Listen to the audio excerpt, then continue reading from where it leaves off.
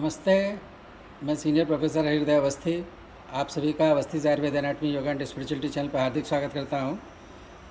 हम लोग आज लेफ़्ट लंग की स्टडी कर रहे हैं। तो देखिए, लेफ़्ट लंग है, ये पहचानेंगे कैसे कि लेफ़्ट लंग है, क्योंकि एग्जामिनेशन में ये पूछा जाता है कि आप कैसे पहचान रहे हैं कि ये लेफ़्ट लंग है कि राइट लंग है। तो इसमें देखिए, एक फिसर है, ये एक ऑब्लिक फिसर है ये। तो लेफ़्ट लंग में एक फिसर होता है और जो है दो लोब होते हैं। तो ये अपर है और ये लोअर है, और लोअर में ही एक थोड़ा सा टंग लाइक, देखिए जैसे ये है, ये पार्ट निकला रहता है जिसे लिंगुला कहते हैं। ये रिप्रेजेंट करता है मिडिल लोब को। तो दो लोब हैं, तो दो लोब होने की वजह से ये लेफ़्ट लंग है। तो इसमें भी फिर से हम एक्सप्लेन करेंगे कि देखिए, ये एक एपेक्स है, डोम लाइक स्ट्रक्चर है। तो मीडियल 1/3 ऑफ द क्लेविकल पर 2.5 सेंटीमीटर अबव ये इस तरीके से होता है एपेक्स। ये एपेक्स हुआ, और ये एंटीरियर बॉर्डर है। Anterior border 4th costal cartilage तक तो ऐसे डाउनवर्ड्स आता है, और यहाँ पर एक जो है 3.5 सेंटीमीटर का ऐसे कर्व्ड स्ट्रक्चर बनता है, और ये 6th कॉस्टल कार्टिलेज तक जाता है। तो ये जो है कार्डिक नॉच बना। तो यहाँ पर जो है पेरिकार्डियम होता है, उसके अंदर जो है हार्ट होता है। तो यहाँ कार्डियल डलनेस होती है। तो इसमें दो सरफेसेस हैं, जो है ये कॉस्टल सरफेस है। तो यहाँ पर देखिए, तो ये जो है कॉस्टा या रिब्स का इम्प्रेशन है, और मीडियल सरफेस है, ये मीडियल सरफेस है। मीडियल सरफेस के दो पार्ट हैं। एक तो ये मीडिया स्टेनल सरफेस है इंटीरियर साइड पे, इसके हाफ करने पे हाइलम से आगे की तरफ, और पोस्टीरियर साइड पे ये जो सरफेस है वर्टिब्रल सरफेस है। और एक बेस है, ये बेस जो है डायफ्राम से रिलेटेड होता है। और ये जो कॉस्टल सरफेस है, तो कॉस्टल कार्टिलेज, इंटरकॉस्टल मसल्स, इनसे रिलेटेड होता है।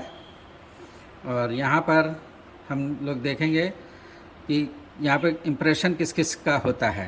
तो उस इम्प्रेशन की स्टडी के लिए देखिए, हार्ट की कल्पना करते हैं, क्योंकि यहाँ पे कार्डिक नॉच है।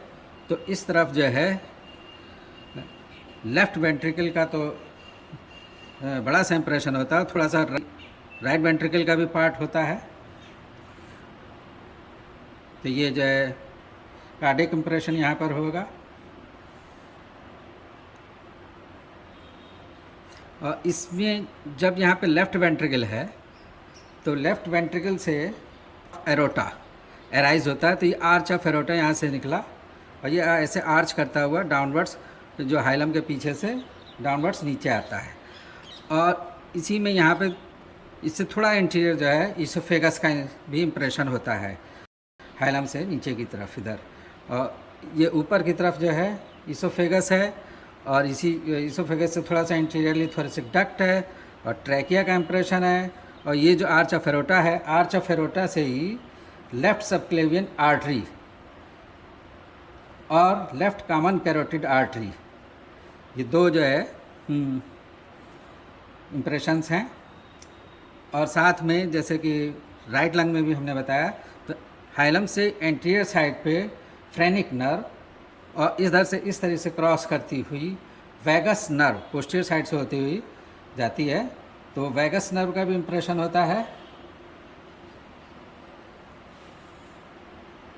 और यहाँ पर जो आर्च ऑफ एरोटा है, उसको क्रॉस करता हुआ लेफ़्ट सुपीरियर इंटरकॉस्टल वेन का इम्प्रेशन होता है। तो ये इम्प्रेशन इसमें हमने बताया। अब हाइलम के बारे में बताएंगे। तो इसमें हाइलम जो है राइट साइड में तो ई पार्टियल और हाई पार्टियल होता है, तो दो हुए, और लेकिन यहाँ पे ब्रोंकस की ओपनिंग एक होगी। तो ये ब्रोंकस की ओपनिंग है, और ये बीच में जो आप देख रहे हैं, तो ये वाली जो है पल्मोनरी आर्टरी की ओपनिंग है। और ये जो दो ओपनिंग हैं, ये सुपीरियर पल्मोनरी वेन और इन्फीरियर पल्मोनरी वेन, इनकी ओपनिंग है। हाइलम से नीचे की तरफ यहाँ पे पल्मोनरी लिगामेंट होता है। तो पल्मोनरी लिगामेंट में एक स्पेस होता है, तो जो वेन्स को डायलेट होने के लिए जैसे दौड़ रहे हैं तो वो फैलती हैं, और वो फिक्स होता है, उससे लंग और साथ में जो है लंग को फैलने के लिए जगह प्रोवाइड करता है। ये लिगामेंट हो गया पल्मोनरी। और ये जो बेस है, बेस जो है डायफ्राम के का इम्प्रेशन इसके ऊपर होता है, बेस के ऊपर डायफ्राम का इम्प्रेशन होता है। अब हम लोग ऑब्लिक फिशर की सरफेस मार्किंग देखेंगे। पहला पॉइंट लेते हैं पोस्टीरियर साइड पे, a point 2 centimetre lateral to the third thoracic spine. Third thoracic spine से 2 सेंटीमीटर लेटरल साइड में लेते हैं। किसी किसी बुक में फोर्थ भी लिखा हुआ है कि फोर्थ थोरेसिक स्पाइन, तो वहाँ पे एक पॉइंट लेते हैं। और दूसरा पॉइंट जो लेते हैं फिफ्थ रिप पे इन मिड एक्सिलरी लाइन, तो इधर मिड एक्सिलरी लाइन में फिफ्थ रिप पे लेते हैं। और एंटीरियर जो थर्ड पॉइंट है वो सिक्स्थ कॉस्टल कार्टिलेज पे 7.5 centimetre from the median plane. तो तीनों पॉइंट से एक लाइन मिला देते हैं तो ये ऑब्लिक फिशर बनता है। तो सबसे पहला पॉइंट है जो 2 centimetre lateral to the third thoracic spine है। दूसरा पॉइंट मिड एक्सिलरी लाइन में है जो फिफ्थ रिप के ऊपर लेंगे। और एंटीरियर साइड पे जो है मीडियन प्लेन से 7.5 सेंटीमीटर और सिक्स्थ कॉस्टल कार्टिलेज पे लेंगे। इन तीनों पॉइंट को मिला देंगे तो ये ऑब्लिक फिशर बनेगा। और ये तो लेफ़्ट लंग है तो इसमें हॉरिजेंटल फिशर नहीं है।